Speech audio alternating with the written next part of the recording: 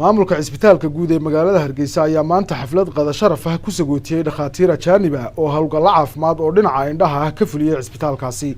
Munaasabaddan waxaa ka soo qayb galay dhakhaatiirta fulinaya adeega caafimaad, maamulka hay'adda IRO iyo hay'adda Albasar, shaqaalaha cisbitaalka guud ee Hargeysa iyo agaasimaha cisbitaalkaasi. ugu horeyn agaasimaha maamulka ee cisbitaalka guud ee magaalada Hargeysa Cabdiqaadir Axmed Maxamed ayaa halkaasi ka hadlay, sidoo kalena waxaa madasha ka hadlay mas'uuliyiinta hay'adda Albasar iyo madaxa hay'adda IRO iyagoo maamulka cisbitaalka guud ee Hargeysa uga mahadnaqay sidii ay u caawiyeen muddadii ay ku jireen hawlgalkaasi caafimaad ee indhaha loogu qalayay qaarna loogu caafimaadinayay laguna daweynayay bukaanada halkaasi ku soo booqday. agaasimaha cisbitaalka guud ee magaalada Hargeysa Dr. Axmed Xaaji Cumar Askar ayaa isna madashaasi hadallo kooban ka jeediyay. kooxdii nooga timid ka socotay Albasar Foundation oo ay taageereysay hay'adda Iqaasatul Islaam oo Sacuudiga ah. runtii waxaan jecelahay inaan u mahadnaqo kooxda inoogu timid oo runtii qabatay shaqo muhiim ah oo xagga caafimaadka ummadeenna Somaliland aad muhiim uga ah. shaqadaas oo ah in la daweeyay oo indhaha loo jeexay dad ka badan 400 qof.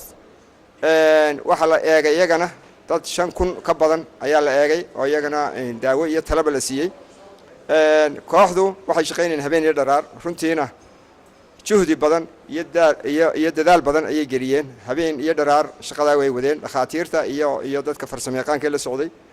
waxaan jecelahay inaan u mahadnaqo dhakhtarada Makaarim oo iyadu ka socotay jaamacadda Hargeysa Suudaan inooga timid, runtiina ahayd qofka hawsha iyadu ka qayb qaadatay sidii ay xiriirka u sameyn lahayd.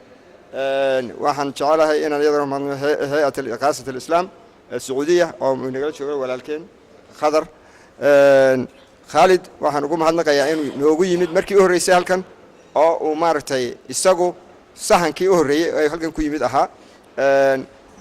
Fakhruddin oo isagu tiimka u ahaa horjoogaha, runtii isna waa ninkii dadaalka badan ilaa maalinta taagnaa ee ka soo shaqeeyay. dhakhaatiirta ayaa muddadii ay joogeen cisbitaalka guud ee Hargeysa waxa ay indhaha u qaleen dad ka badan 500 oo qof, iyagoo sidoo kale daweyn iyo baaritaano caafimaad u sameeyay dad gaaraya 4,500 oo qof.